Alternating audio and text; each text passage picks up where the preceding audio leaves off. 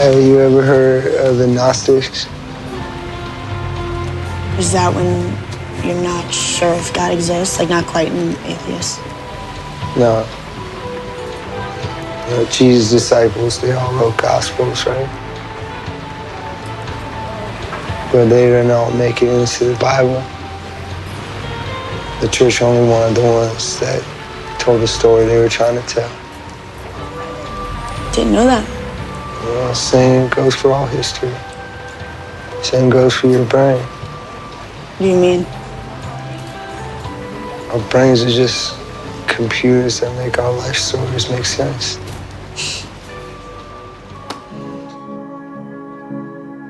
That was a clip from the Netflix show Maniac, where Jonah Hill explains to Emma Stone about the Gnostics. And thanks for providing, DJ. Of course, the show is about reality and sanity and how they meet and so forth. And the Gnostic thrust continues in our modern times, perennially through the message of innovated mystics, madmen, and sages. It was Nietzsche who said, an artist never tolerates reality. While the Cheshire Cat said imagination is the only weapon in the war against reality. Ha! Only mystics, madmen, and sages feel this way. Heretics of society, always. Veterans of 1,000 psychic wars, as Michael Moorcock wrote in the BOC song of the same name. You see, none of it was real. It was illusion. Your art, your science, it was all a nightmare. Now it's done. Finished. But hey, heresy shouldn't be this much fun. But it just is. It just is. Because heresy is freedom, and heresy is free thought, and heresy is taking the road less traveled. Even if sometimes it means you don't know where the F you are. Not all who wander are lost, as J.R.R. Tolkien wrote in Lord of the Rings. One does not simply walk into Mordor. But sometimes it feels like we're lost, and sometimes it feels we're alone and afraid in a world we did not make, as the poet Houseman said. But you are not alone, and there is nothing to be afraid of, because there are forces beyond the stars that are assisting you. Oh, you beautiful sons of Prometheus and daughters of Inanna. You are a heretic, and you are the final authority, have always been. And you deserve to unleash the mysteries that work for you and only you. Like Alan Moore said, we are all unique spiritual beings who require a unique spiritual path. And as Aristotle said, a mystery is not something you learn, but something you undergo. Who am I? That's the real question, isn't it? Who am I? Who are you? What other questions are there? What other questions are there, really? If you want to understand the universe, embrace the universe, the door to the universe is you. Sure, Godwin's law is dead, and the quote, content of your character vibe has left the building with Elvis, Jesus, and Lilu from the Fifth Element. Children are being sacrificed in larger numbers to Moloch and the military-industrial complex. So many people addicted to opioids or Netflix. The Archons and their central scrutinizers are winning with divide and conquer poison and the nefarious social media potions. It looks kind of bad out there, doesn't it? You have to understand, most of these people are not ready to be unplugged. And many of them are so inert, so hopelessly dependent on the system, that they will fight to protect it. But your destiny hasn't changed, and that is to create better than the creator gods and their butthurt butt slaves in the establishment. Your creations and inventions are not for fame or fortune or fortitude. but the continued journey of self-knowledge and contact with higher states of consciousness. They're simply for freedom. I need to remind myself of this. Like William Blake wrote, I must create a system or be enslaved by another man's. I will not reason and compare. My business is to create. The road of excess leads to the palace of wisdom. Sophia. You never know what is enough until you know what is more than enough. Prisons are built with stones of law, brothels with bricks of religion. And Michael Hughes posted this cool quote from the Talmud the other day. I believe it was Twitter. It goes, do not be daunted by the enormity of the world's grief. Do justly now. Love mercy now. Walk humbly now. You are not obligated to complete the work, but neither are you free to abandon it. What we do in life echoes in eternity. But hey, the truth will also set us free, even if the world hates us, as Jesus declares in the Gospel of Juan. And that's always a chief BFG against the Black Iron Prison. This construct by Jehovah and his angelic mafia. But maybe Nelly was right, and it's... Who knows? It's a confusing time that makes us feel alone and afraid in a world we did not make. Imagination and truth will get us out, though. Especially if it's put together in a cogent way and the Archons are exposed and they lead to that mystery we can experience. That's exactly what we'll be doing in this episode, as we are joined by Michael Feeley to discuss his book, The Ancient Code.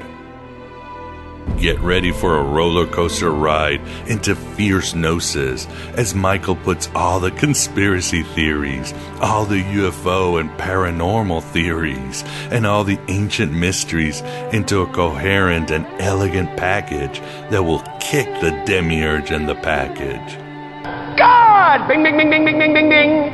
Well, it was nice to meet you, God. Thank you for the Grand Canyon, and good luck with the apocalypse. Oh, and by the way, you suck!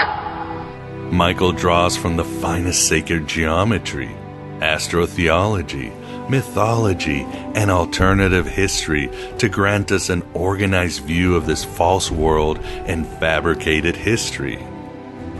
And who exactly are all the men behind the curtain that have ruled us from beyond the horizon for a very long, long time? From ancient Egypt to the secrets of the Sumerians, to medieval legends, to the Illuminati, to banking families, and much, much more. Most cool, my beloved truth seekers. For more information on Michael, please visit michael-feely.com. You're working too hard. You're seeing conspiracies that don't exist. Yeah? Or maybe just getting too close for comfort. Ready for that near-life experience? Ready to become higher than the gods, as is your pre-existence birthright? Ready to go beyond the stars? Oh yeah, I am Abraxas, Incarnation Miguel Connor, Meatsack Incarnation, and all that jazz. Just focusing on you right now. Just want to serve you. I am Torgo. I take care of the place while the master is away. And thanks to you who support this Red Pill Cafeteria on a weekly basis. For members and patrons at Patreon, don't forget, I post a full video of the Abraxas brief these days. All at Patreon or at the members section at, yes, thegodaboveGod.com. For others, even if you can't help with shekels, just subscribing and sharing this heresy that is so much fun really helps. I mean, It's all fun and games until someone loses a third eye. And then it's just gnosis. And that's fun too. I am not a number. I am a free man. Let us end with a poem by Adyashanti. It goes, time to cash in your chips. Put your ideas and beliefs on the table. See who has the bigger hand, you or the mystery that pervades you. Time to scrape the mind shit off your shoes. Undo the laces that hold your prison together and dangle your toes into emptiness. Once you've put everything on the table, once all of your currency is gone and your pockets are full of air, all you've got left to gamble with is yourself. Go ahead, climb up onto the velvet top of the highest stakes table. Place yourself as the bet. Look God in the eyes, and finally, for once in your life, lose. And I say lose your mind and come to your senses. And I say continue running with those, like Michael, that are searching for the truth and avoiding those who have found it. More than anything, I say keep writing your own gospel and living your own myth. Nipples for men and Birdie Num Num.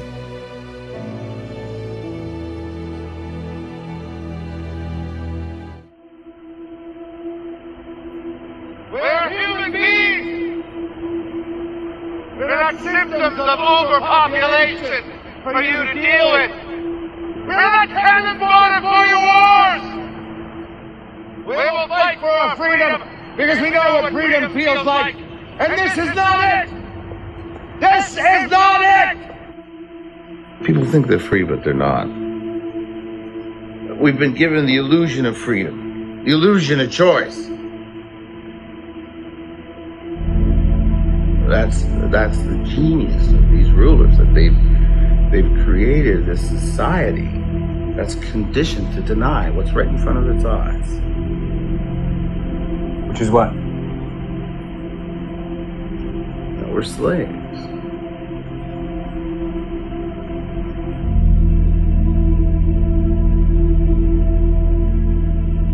This is the AM Byte interview, and with us we definitely have the pleasure of being joined by Michael Feeley to discuss his book, The Ancient Code. How are you doing today, Michael? I'm very well, thank you.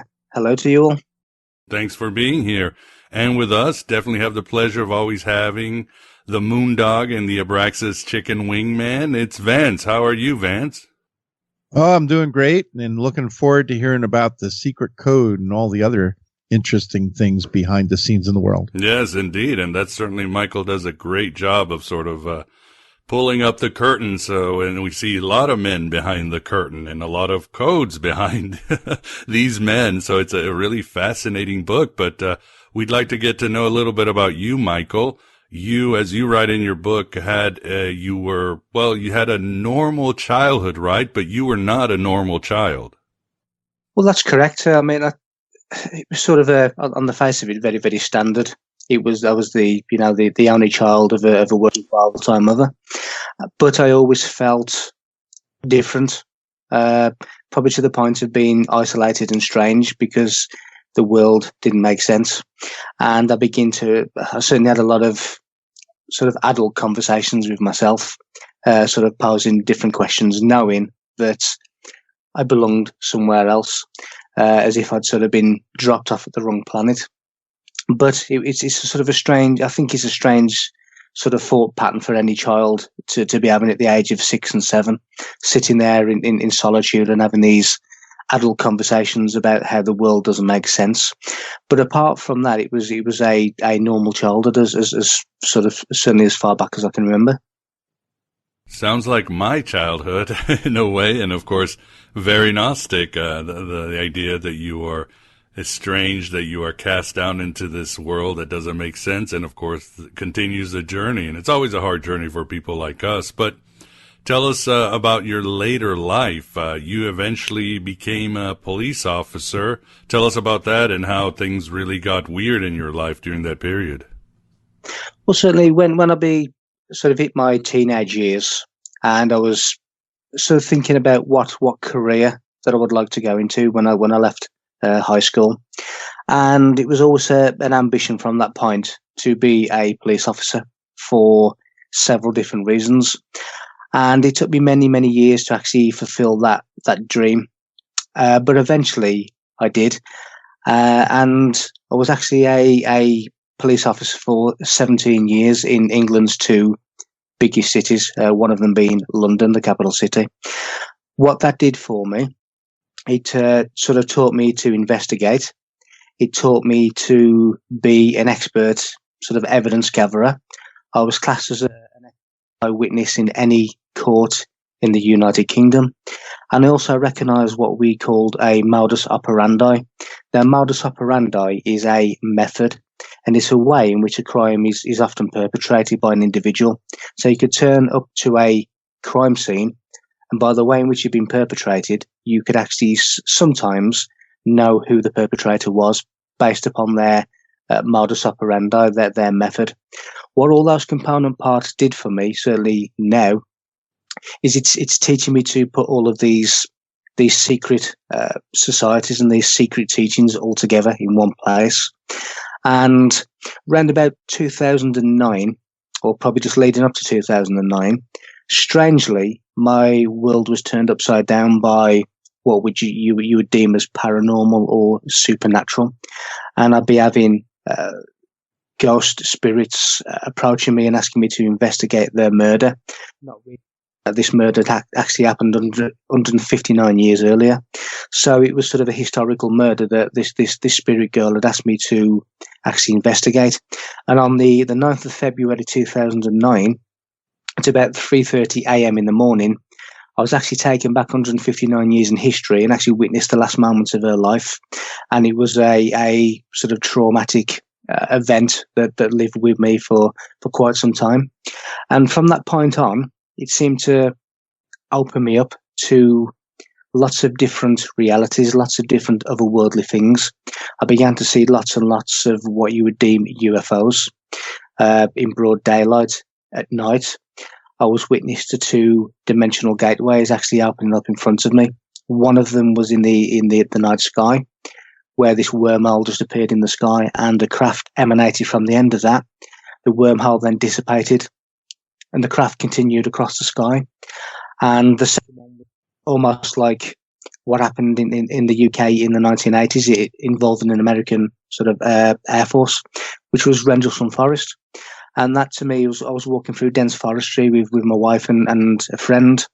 And all of a sudden, this pure white light just appeared in dense forestry.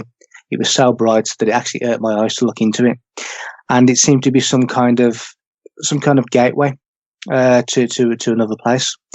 And I was also telepathically invited to certain locations. For anyone who's ever seen the movie Close Encounters of the Third Kind, where the cast of that movie were invited to a certain location for a certain thing. Well, that has happened to me as well. And this continued pretty much on a daily basis, where I would continue to see ghosts, I would continue to see spirits, so certain things would continue to happen to me. And it sort of turned my life upside down from the year 2009. And that really caused me, with other things, with a lot of disillusionment about how the police force was being run in this country, coupled with all this otherworldly paranormal things that were going on, it caused me to leave my career of 17 years. And it was a bit of a shock because I never anticipated leaving a career that I would expected to have been there for the rest of my working life. And it was a shock to me, it was a shock to my family, and it was a shock to everyone who knew me, who realised how sort of passionate I was about my chosen career. But my life was going on a different path, and I didn't particularly know where it was going. I was receiving telepathic messages from groups who were claiming to be galactic councils that were telling me that all of these crafts and all of these interactions that we're seeing in the skies that they were not here to rescue us, but they were here to help us to rescue ourselves. There's all these profound messages coming to me as well. So all of these things were happening at the exact same time, and it was pretty much on a daily or a nightly basis. And that pretty much turned my life upside down, and I left my career.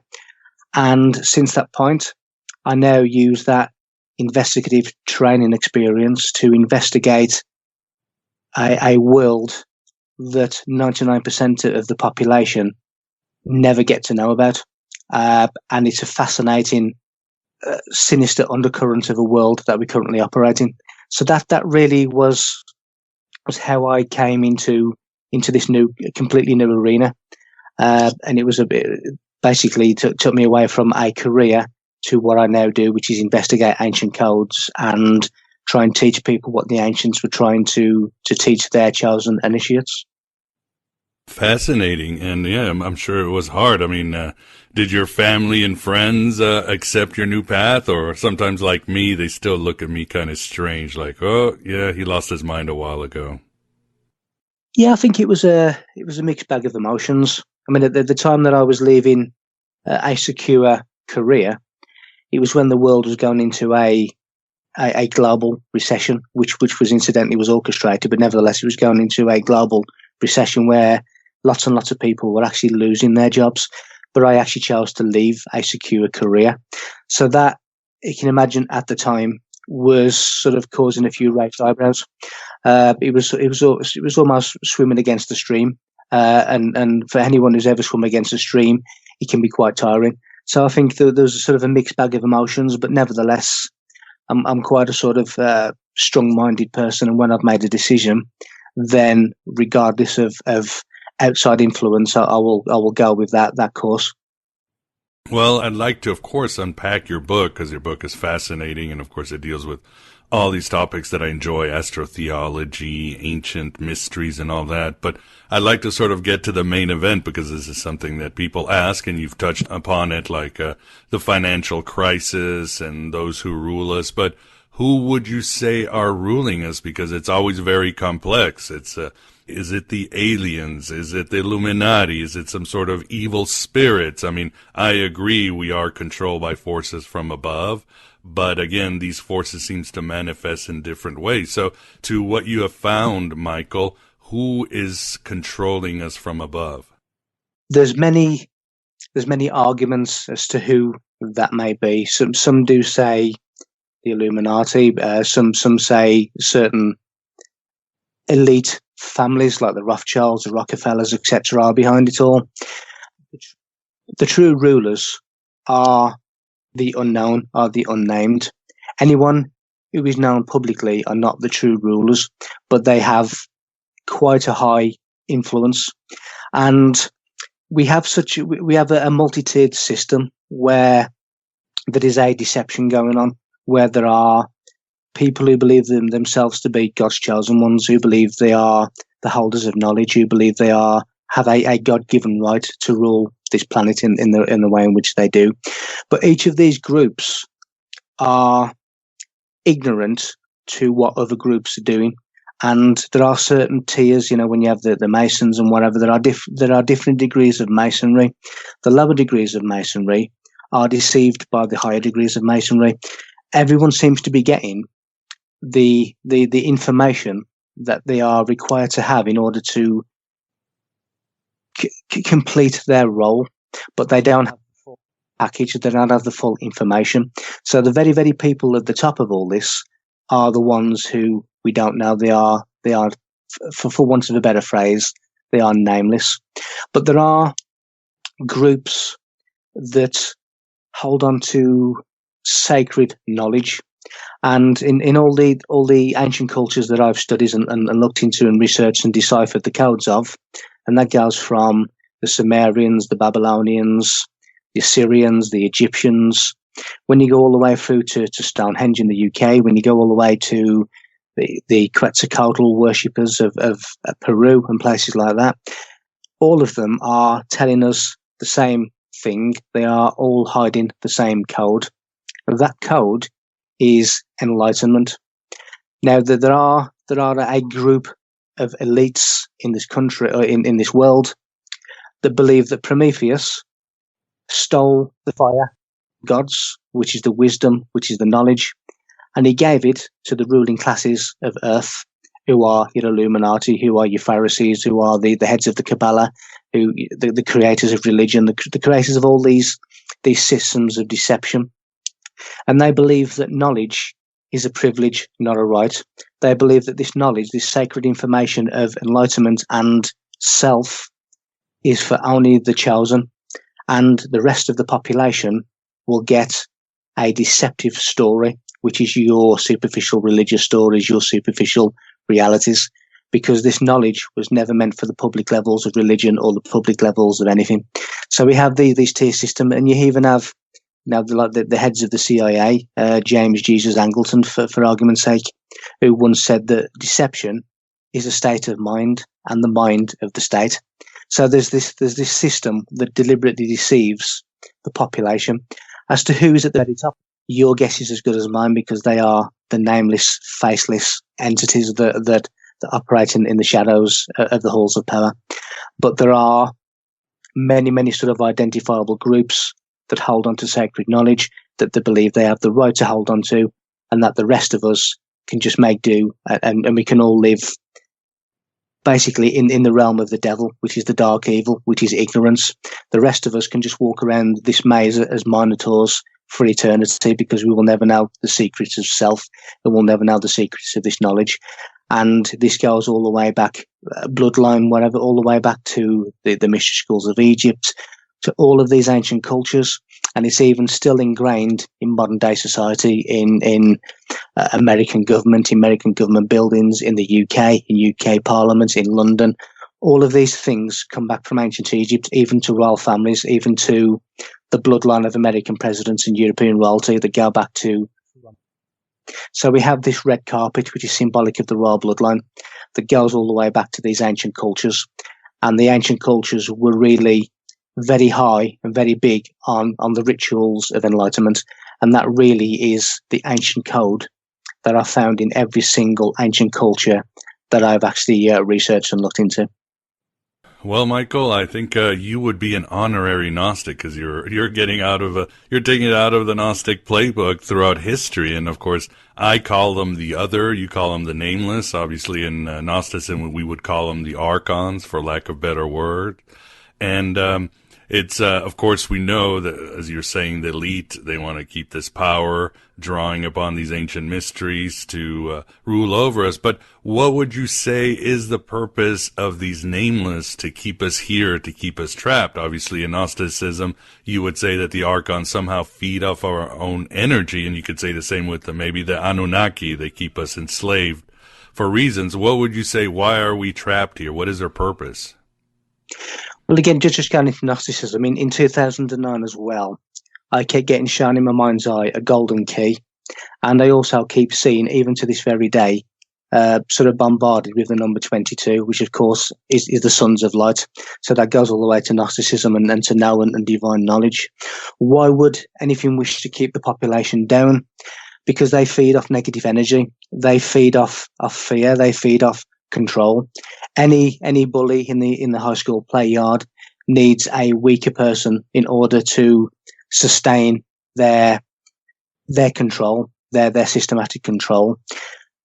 When you have a materialistic mindset, when you have a control mindset, then any king needs a kingdom.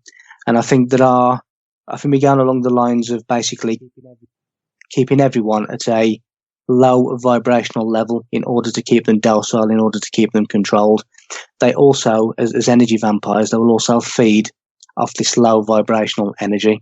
And they also realize that only the people who are at the same vibration as this sacred knowledge will actually understand the message of this sacred knowledge. And they understand that by keeping people, again, for the want of a better term, dumbed down by food, by things in the air, by programming, by keeping everyone as a slave race without realizing that they're a slave race. They are actually in control of everything. They are materialistically overwhelmed with wealth, and they are basically keeping everyone at a low vibrational level in order to control them, in order to basically rape the world of its resources. And I think when you have a psychopathic nature, when you have a control nature, when you have a controlling mindset, then you try and create an arena to serve your goals, to serve your titillation, your ambitions. And I think that the reality of the world that most people see is the fake reality that has been created, which is a low vibrational creation, and that is purely to control and to feed off the low emotions of the global population.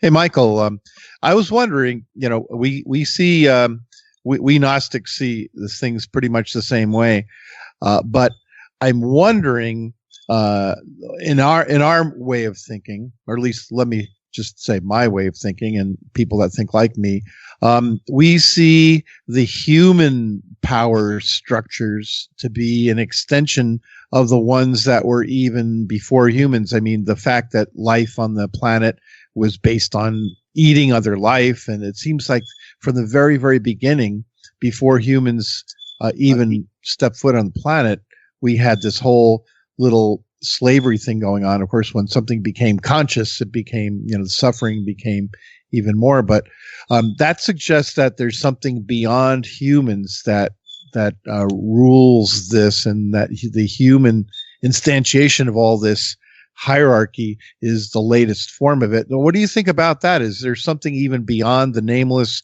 humans? Are the nameless ones necessarily human?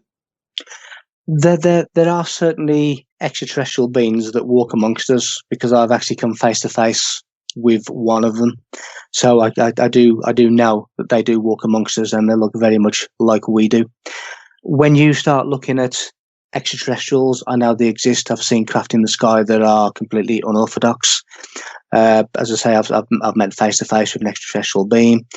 But when you start looking at some of the stories, like the Sumerian story, the Anunnaki, I can actually see a different interpretation of the Anunnaki story and the story of giants, which leads us basically to the same hidden story within the Bible, which takes us straight back to what the true purpose of the pyramids of Egypt were, and the pyramids around the world, which tells us the true story of Stonehenge, which tells us what Atlantis really is, what Lemuria really is.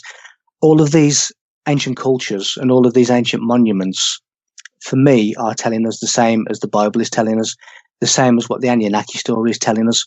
And the Anunnaki story, to me, is talking about consciousness and a genetic ascension, which is the Philosopher's Stone, sort of the ascension through alchemy, alchemical ascension.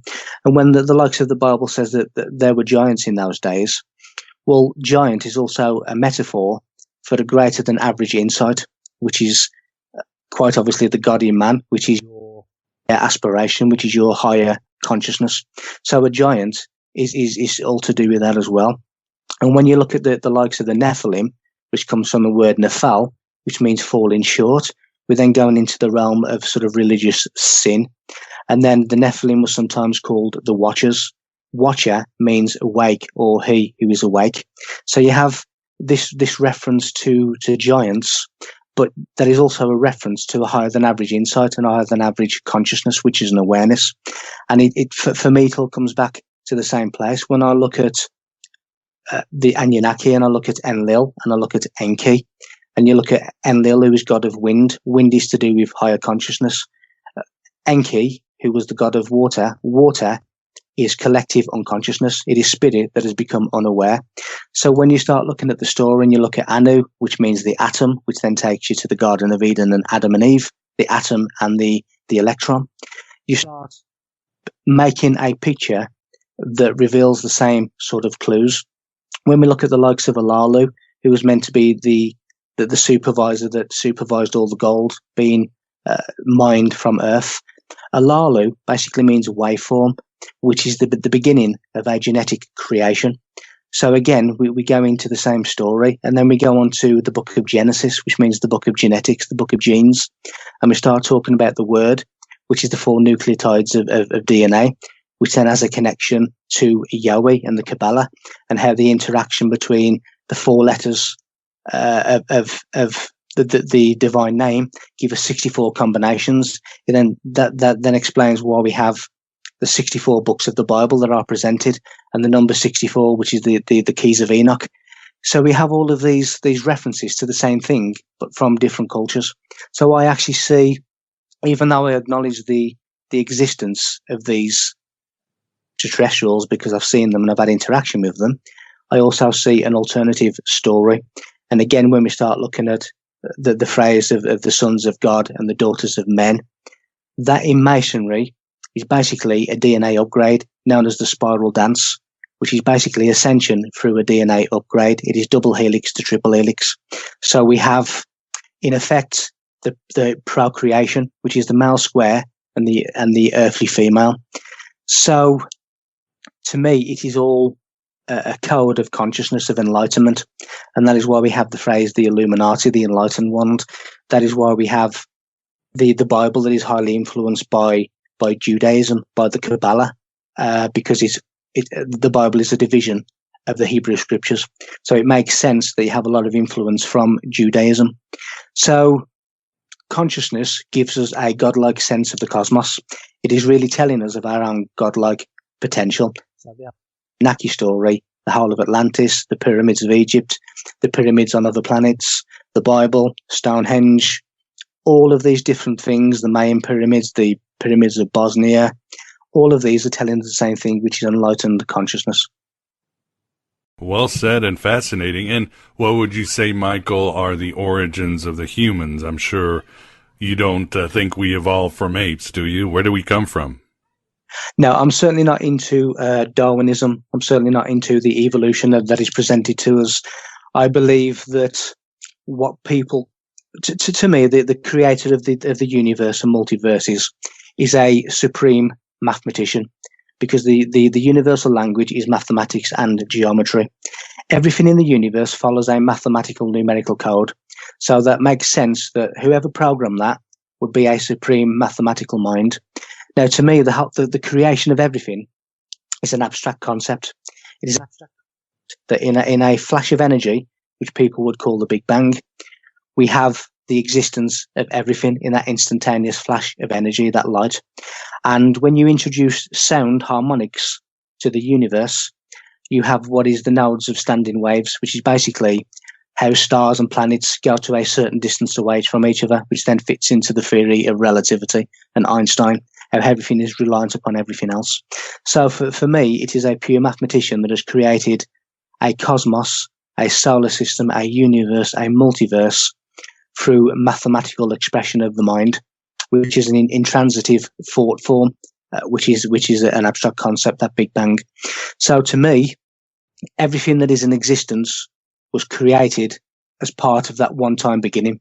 And I think that humans are part of that one-time beginning. And I think that the true essence of ourself, which some people call the soul, some people call that, but our true essence is part of the original blueprint. But I do think that certain souls gravitate towards certain star systems, and some souls have gravitated towards a third-dimensional Earth, which is where we are now. So no, humans didn't come from apes. Apes were created as apes. Humans were created as humans. Syrians were created as Syrians, and so on. I think we're all part of a grand blueprint design of geometric mathematics. And I think that we go to certain places in order for that singularity to experience, for everything to then return back to that singularity, that point of origin. And I think everything that we experience, everything that we see, either in this or in a parallel existence, is all part of the experience that we add to our toolbox in order to take back to that singularity. And I think that everything is part of a one-time beginning of mathematics. Well said again. And you talk about vibrations, both in the ancient code and as you've mentioned. Could you expand a little bit more on vibrations? As you say, it is an essential way for us to break out of the illusion. How can we use vibrations, or what are they? Well, the whole universe, everything in existence has a frequency wave. It has a vibration. Even DNA, genetics, initially starts as a waveform. It is wave genetics. It is the Alalu of the Anunnaki story. So everything has a vibration, everything has a frequency. And as the saying goes, your vibe attracts your tribe. So in other words, you seem to gravitate towards a vibration or a frequency that you are compatible and comfortable with. So if you raise your vibrations while you're on this planet, then you will not be compatible with Earth, and you will not come back to Earth as a reincarnation. For those who continue along the path of ignorance and they keep their vibration, which is comfortable and compatible with the vibration of Earth as it stands at the moment, they have a chance that they will probably come back as a reincarnation on Earth. So everything, and when you look at the great scientists like Einstein and like Nikola Tesla, they will tell you that everything is about vibration and frequency.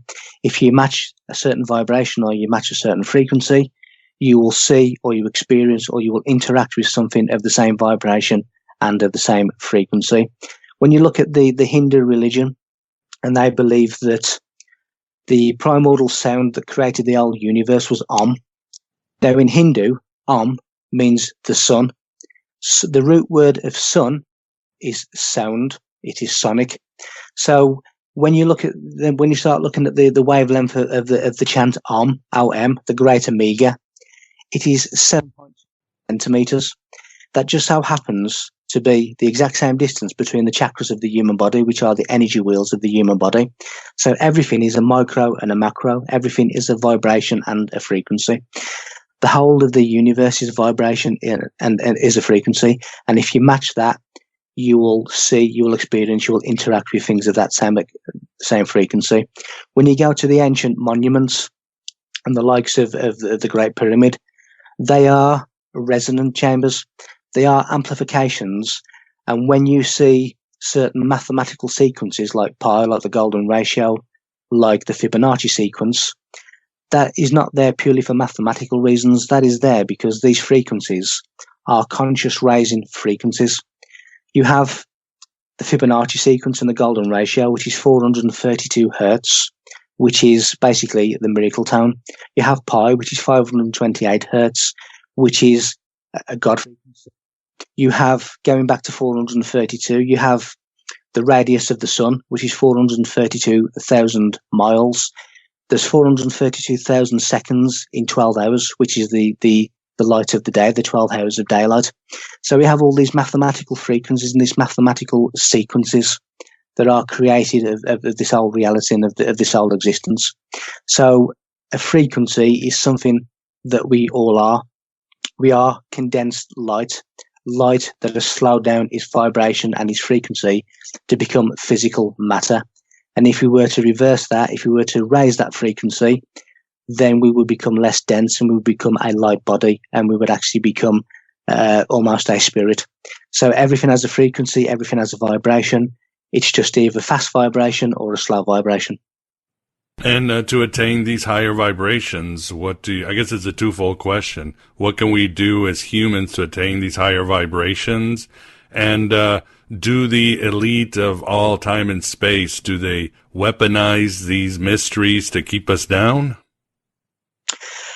In order to attain these higher vibrations, by understanding some of the ancient practices, by understanding such as the Gnostic principles of self and how you are actually Jesus Christ, you are Mary Magdalene, you are Noah, you are Moses, you are Mary and Joseph.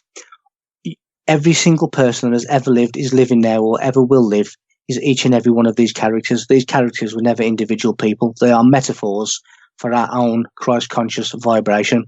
Christ-conscious vibration is 33 hertz, which is why we have Christ dying age 33 in the year 33 AD. You know, there are 33 vertebrae of the human spine. The 33rd vertebrae is known as Atlas, which is into Atlantis, which is the island that rules 7, which is the pineal gland that rules the 7 islands, the 7 chakras. When we start looking at 33 degrees of masonry, when we start looking at the complete sequence of human DNA, 33 turns, it's a significant number. When people start to realize their true essence, when people start to realize that they are these characters, that they are actually the God in man, then that automatically, through this kind of knowledge, that automatically releases that serpent kundalini energy, and that will naturally increase a person's vibration. And when people start to raise their vibration, they are making the crossing of the Red Sea. They're going from the left to the right brain. They are becoming the exodus of Moses, which is really what the story is telling us. So by this kind of sacred knowledge, and that is the reason that a lot of this knowledge is being kept away from us, so that we never will raise our consciousness, we will never raise our vibrations to a similar state to the vibration of this sacred knowledge. It is being kept from us. But when people start to come into this information, naturally their vibrations are going to be raising in any case, naturally. Then we are on a level playing field. Then those that seek to rule us will no longer have any control over us, because we will be in equal footing to their sacred knowledge. And that is really what we need to do as a race. We need to start coming into these ancient principles. We need to start looking into genetics. We need to start looking into vibration. We need to start looking into all of these biblical stories I've attributed to the workings of inner genetics of the human body, the gene of Isis, the genetics, the genesis, the beginning.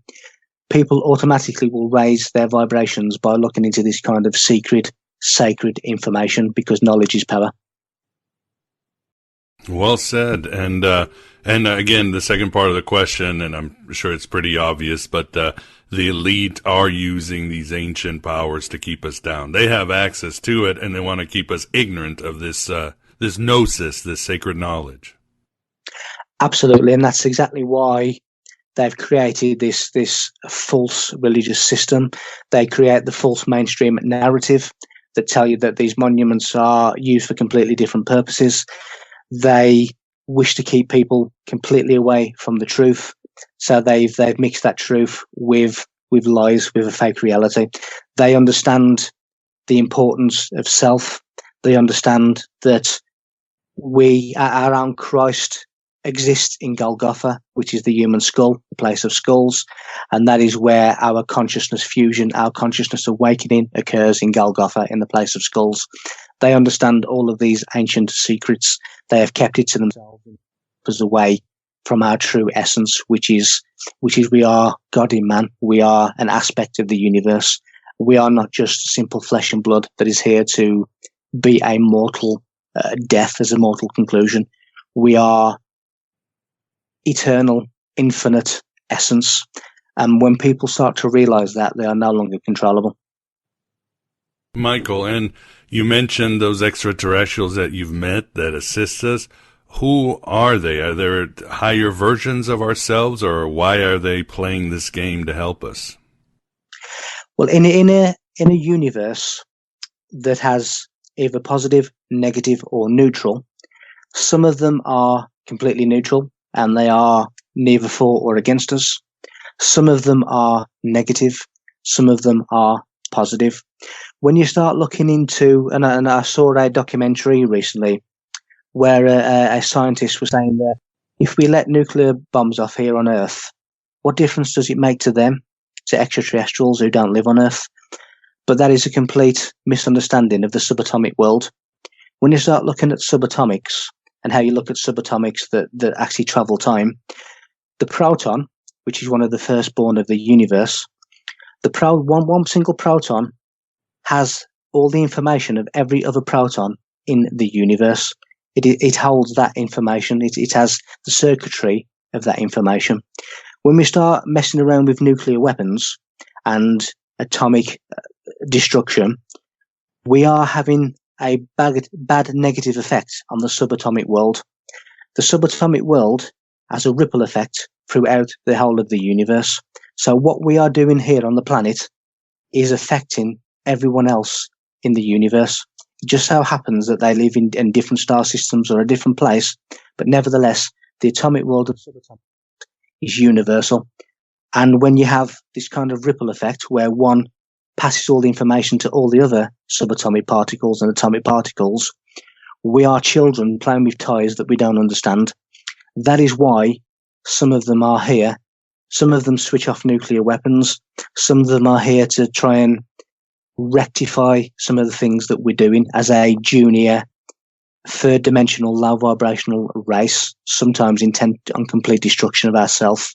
The way in which we treat the planet, the way in which some of the things that we do is not sustainable. It is short-mindedness. It is just ridiculous. So some of them are here to try and help us to change our ways. Some of them are here in a negative capacity for their own selfish reasons. So incompatibility with the universal trinity, which is a positive, a negative, or a neutral. Extraterrestrial races and other existences of life to one of those categories. And they're here for their own either selfish or their own assisting sort of influences. Michael, do you think some of them are like gardeners that maybe started this place like a garden and, designed DNA and brought it up and everything, and now we're kind of their flowers or plants or crop, and they're trying to take care of their crop? Is that possible? It is very possible, and again, some of the craft that are coming into our skies, into our atmosphere, into our planet, some of them have been here for many thousands of years. Some of them are traveling here. They obviously have an advanced technology in order to travel through time, to travel through wormholes, to get here. Some of them, certainly on some of the channeled messages that I've received from them, they do tell us that some of us are actually their family from their star systems, and they're actually coming back to visit us, to sort of monitor and to assist us. So we are sort of part and parcel of them, and they are part and parcel of us.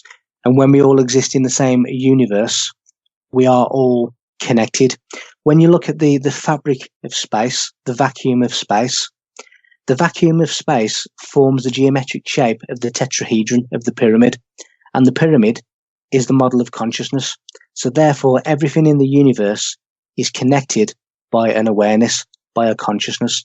Nothing is empty. Nothing is disconnected. We are just disconnecting ourselves, but nothing is really disconnected. Everything is connected by a universal awareness. We are all part of the same galactic family. It's just that we've lost our way, and some of them recognize that we've lost our way, and they're trying to steer us back on course. Yes, indeed. Yes, because we are not treating this planet well. And something I wanted to bring up as you talk about the different ways where the corporate royal elitists are bringing us down. They're weaponizing these ancient mysteries against us and so forth. But also something you talk about in your book, and I think it's important, is the idea of Hegelian dialectics. How does that keep us down? Well, everything keeps us down when it's not in our interest. When a system of control and a system of rule is at the forefront, where people are completely deceived, where we have symbols, which was an ancient means of communication, which are now used as a means of a private, secret communication, that people are not, unless you are chosen, unless you are part of these secret brotherhoods, you don't understand the language that is being spoken. And when people are kept away from such knowledge by certain dialects, by certain languages, by certain meanings, that has a detrimental effect on the whole. So you have a multi-tiered system where you have those who were chosen to know the true essence of existence, but you have the rest of the people who don't. Now in my mind, and there's been many attempts by Illuminati groups, by Freemasonry groups to actually recruit me into their ranks, which I've declined. But I've also been contacted by these groups as well, who have told me how accurate the information that I am giving is compared to the true secret knowledge of the mystery schools of the ancients gone by. And they've tried to get me into their ranks. But for me, if people know, they have a duty to tell. For me, the knowledge that I have deciphered from the ancient cultures, from the ancient symbols, from the ancient monuments, from the ancient scriptures, everyone deserves to have the chance to decide whether or not it's for them. At the moment, they are given one version of reality, which is the version that the ruling elites wish them to have. When we look at the way in which newspapers and TV news is nothing more than a propaganda tool to justify certain global politics, certain invasions. These secret dialects, this secret information that is being kept from people is detrimental to the global population. Now, for me, people have the right to know these secrets, and I'm completely against certain sects, certain societies keeping information away from people. What are some obvious symbols or usages that you see out there that you go, oh, well, again, this is so obvious. Can't people see what they're doing right there? I mean, I could say the British royal family adopting Egyptian symbolism and rituals or something like that, or? Well, yeah, and that's just one example. When you look at the River Thames, the River Thames was formerly known as the River Isis, which goes back to Egypt, which is actually one of the master glands of consciousness. Isis is the pituitary gland. When you look at the River Thames now, it is known as the Thames comes from Tammuz, which is dark river, which is Apophis, which is the dark evil, the devil, ignorance. When you look at the UK Parliament and Big Ben, it comes from the Ben Burnett stone, which is the pyramid capstone. When we look at the likes of the House of Commons, when you have the motif in the chairs, it is the Hoshan, it is the breastplate of the serpent priest of Osiris. When you go across the pond to America and you start looking at the White House, which comes from Memphis, which means white walls, when you have the penis of Osiris, which is the obelisk of Washington, D.C., and you have the dome, which is the womb of Isis, you have the penis and the womb, the create, which is Horus, which is the thalamus, which is basically the Oval Office, the cosmic egg. When you look at the hot dog, the American hot dog, it comes from the sacrifice of dogs in Egypt to appease the heat of the sun. Dog Days is the hot dog. When you start looking at the signing of the American independence, which was signed in Philadelphia, Philae is where the temple of Isis is in Egypt, and Delphos is the womb. Isis is the goddess of the womb. You know, when you look at the 4th of July, it is when Sirius A, the mother sun, the Mars sun, the Mason, the blazing star, is furthest away from its binary, the solar sun, and the commemorating fathers wish to write that into American history. So you have all of these things. When you look at Washington, D.C., District of Columbia. Columbia is another name for the goddess Isis. The Statue of Liberty is the goddess Isis. The rays around the head is the rays of illumination. The torch is the god Nimrod in Babylon, or Horus in Egypt. It faces Paris, which got its word from Parisai, which was a Celtic group that worshipped Isis. So you have all of these global things all around the world that go straight the way back to Egypt. And as I said earlier, you have American presidents and you have British royalty. That the concept of royalty is completely Egyptian, and their bloodline go back to pharaonic Egypt. So we have all of these modern day things written. Even when you go to a church and you look at the pointed archways, which is the lunette arch, it is basically the 4 gates of female genitalia. It is the fertility cults, the goddess, the Isis fertility cults. The church is the moon because it reflects the sun of the Christ, the heavenly Christ, the solar sun. So every time I see an automobile badge, or I see a company logo, or I see architecture, I see the same message. It's all symbolic language, only by the chosen initiates of this world. And there is a lot of it. Speaking of the Egyptian pantheon, and you yourself, as you write in your book, you took a trip with your wife to Egypt to look for some more insights, and maybe you can share some of those insights with the audience. But I found it interesting that you basically assimilate the Egyptian gods with the process of the mind and the pineal gland and all that, right? Absolutely, esoterically, that's what they mean, which I'll go into in a moment. But in 2010, which again was sort of around this bombardment of the paranormal and everything that I was experiencing, the wife and I were deciding where to go on holiday, to go on vacation, and we both decided upon Egypt. But we sort of had an innate feeling that it was going to be more than just a simple vacation. There was going to be something more going on. Probably about a week or so before we actually went on vacation, we had a strange email from a psychic medium from Scotland in the UK. And we didn't know her. She didn't know us. She said she'd been asked to pass a message on to us from her spiritual council. And she said that message was, regarding your trip to Egypt, you will help uncover more insights and translate ancient knowledge brought to us from great distance. Under the Sphinx lies an ancient secret knowledge that will be added to your toolbox. Use this wisely for the benefit of all meaning past, present, and future. It all belongs together in the same place. You must absorb, accept, understand, and finally know. Only then can you share and teach. Now, that was verbatim, this cryptic message that I received in 2010, a week or so before I actually went to Egypt.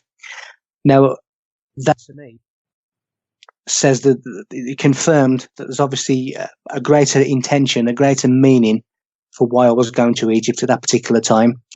And I expected, being told that a messenger would find me and this and different things, I expected to be quite obvious once I landed on Egyptian soil. I went inside the Great Pyramid. I went inside the Cairo Museum. I went down the River Nile. I went into the Sinai Desert. I spent time with the Bedouin tribe of Egypt. Nothing was particularly obvious at that time. However, 7 years later, in 2017, as I was walking along by myself, all of a sudden I heard this strange whoosh sound that is quite difficult to put into words.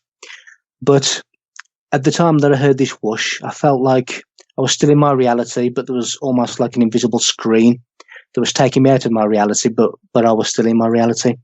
And as I turned to my left, Egyptian pharaoh walking alongside me. And at the same time that I could see him to my left, I could see him from the frontal view, and I could also see him as if he was morphed, looking through my own eyes.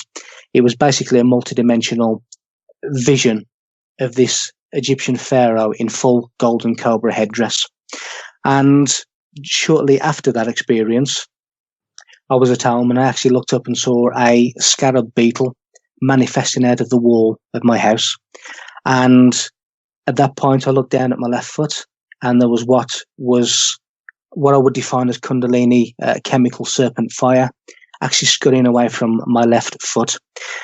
At this time, I started to receive a lot of sacred information about ancient Egypt and the meaning and the purpose of their famous monuments.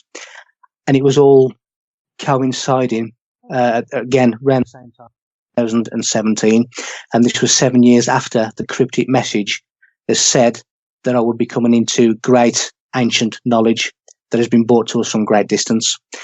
Now, I believe I'm now at the stage where I've absorbed the information, I've accepted the information, I've understood the information, and now I'm going to share and teach that information. And what I found about the Egyptian culture, it is all about enlightened consciousness. And they're telling us in multiple ways. The first way is when you start walking towards the pyramid and you come across the guardian that faces east, which is the Sphinx. It faces east because in cardinal points, east is the direction of illumination, of enlightenment, and the Sphinx is the guardian of that illumination and that secret knowledge. But when you walk up towards the Sphinx, what people can't see is the sacred geometry, which is the Vesica Piscis, which is the reflected circle. It's the introduction of duality. And what is important about the Vesica Piscis is that within the center of the Vesica Piscis, it has a ratio of 153. 153 is the number of the master initiate, the master of the net. And it is believed that if you are an initiate, you can navigate the afterlife, you can navigate the spiritual realms because you are an initiate. For those who are uninitiated, they will get lost in the net. So in other words, the initiated are the master of the net. They are the master initiate. And that is relevant when we see the story of Christ so upon resurrection, when he helped the apostles to catch fish. And ironically, they caught 153 fish. It is the sacred number. When we add up 153, 1 plus 5 plus 3, it equals the number 9, which is the number of enlightenment. Ironically, there are 9 And the Great Pyramid, which is the master of enlightenment, is the 9th pyramid. So we have all of these. That is before we even get to the pyramid itself. It's all about knowledge, the Vesica Piscis and sacred geometry.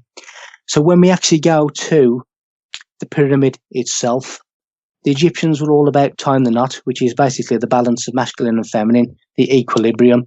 And when we look at the death mask of Tutankhamun, and it looks like a cobra, that is actually the cerebellum, the two lateral wings, the two hemispheres of the cerebellum, which is separated by the vermis, the serpent.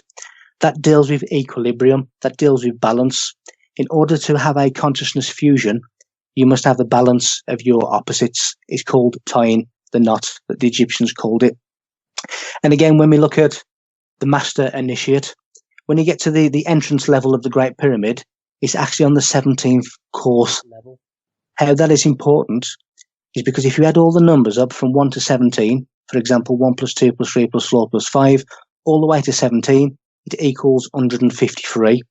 Inside the Great Pyramid, when you get the Grand Gallery, it has 153 steps, and it is exactly 153 feet long. When you look at the Great Pyramid's height, which is 480.69 foot, and you divide that by 153, you get pi to the nearest 1,000. Pi is 528 hertz, which is a consciousness raising frequency. So the 153 is the number of sacred knowledge. 153 is also the 17th triangular number, which gives us the shape of the pyramid. Now, when you look at other numbers and you look at the like of the Great Pyramid, which is known as Khufu's pyramid, the name Khufu has a graph number of 22. Now, a graph number is if you add all the numbers up of your first name to a vibrational number, and when you have two digits that are the same, i.e. 11, 22, 33, 44, 55, that becomes a master number. And a master number appears in the name of the people who have reached awakened awareness, a higher consciousness. So again, we're sort of looking at number 22 and 153, and how number 22 is also a pentagonal number, which relates to the number 5. The number 5 is the 5 wounds of Christ. It is the pentagram. It is symbolic of realized man. When you look at the inner degrees of the pentagram, it is 108 degrees. 108 hertz as a frequency is the frequency of total knowing. So again, we're going straight back to the mind. We're going straight back to consciousness. Now, the Egyptians worshipped the sun, which is Ra. Ra means the sun in Egypt. But more importantly, they worshipped the Amun Ra. Amun means hidden. It is the hidden sun. It is the hidden light. The inner illumination of the pineal gland, Osiris. It is the biophotons, which are the cloud of light, which are consciousness. It is a solar consciousness. And as we end here for the audience, tell us where they can find more about your work or where they can interact with you. And lastly, what are you working on next? Right. Firstly, they can get in touch with me via my website, which is www.michael-feeley.com. I'm also on Facebook. I also do one-on-one Skype calls if people wish to in more detail, one-on-one, details of which are on my website. At the moment, I'm engaged in a UK talking conference tour where I'm just going to different venues around the UK and doing sometimes 2.5 to 3 hours talk on this kind of information, going into greater detail. But I'm also beginning now to write a book called The Real Identity of Christ, Secrets of the Codex Vaticanus, which again goes a lot into the story of Christ and a lot into these ancient cultures at a much deeper level than the ancient code does, because every day I'm sort of piecing together and learning more information. So that will go into the next book, which probably will be sometime in early 2019. Wonderful. Well, we look forward to this release, and I know I've enjoyed this talk. And Vance, thanks for being here. That's okay. I enjoyed hearing about all this stuff. A lot of information for people to digest, and I know it was a lot for me to digest, but it's fascinating. Thanks, Michael. Yes, and you can find all of this again in Michael's book. It's very detailed, very black and white, a lot of good insights and a lot of good information. But we have reached the end, Michael. Thank you very much for coming on Aeon Byte and offering us a very engaging discussion. Well, thank you to the two of you, and genuinely thank you to everyone that listens to this radio show. And there you have it. The first part of our interview with Michael Feeley. The tangle web gets even more tangled, but untangled in our second part. In our second part, Michael goes deeper into the Egyptian mysteries. And how do the Great Pyramids correlate directly with the Hadron Collider in Switzerland? And how does it all correlate to Stonehenge and Atlantis? Michael deals with more detail on all the ancient codes and astrotheology of the New Testament in a way that would make a chariot proud. Who really is Mary Magdalene, and what does the feeding of the 5,000 really mean? Of course, we go into the ancient codes of the Old Testament, from the flood story to the story of Moses to more. We tie this all into the pyramids on Mars, and the face on Mars, and all that. Even dealing with the dark symbolism of Santa Claus and other modern figures. Oh, and Michael will give us his 2 cents on the flat earth theory and other conspiracy theories of today. And much more. So please become a member for the full dope. Just go to, thegodabovegod.com for all the means to gain this full show and so many other benefits. As always, it really helps keep this Red Pill Cafeteria open and allows alternative researchers to have a platform. So you can make up your own damn mind to find the mysteries that work for you and only you, and then experience them. The greatest conspiracy theory in the world is that you are not who you think you are, and that reality is not what you think it is. But the truth is that you are an artist, and like Nietzsche said, you shouldn't tolerate reality. Thanks for being here. Thanks for, being your true self. Thanks for stopping by at the virtual Alexandria, that state of mind where East meets West. You're gonna do so many wonders. I just know it. Hello and goodbye as always.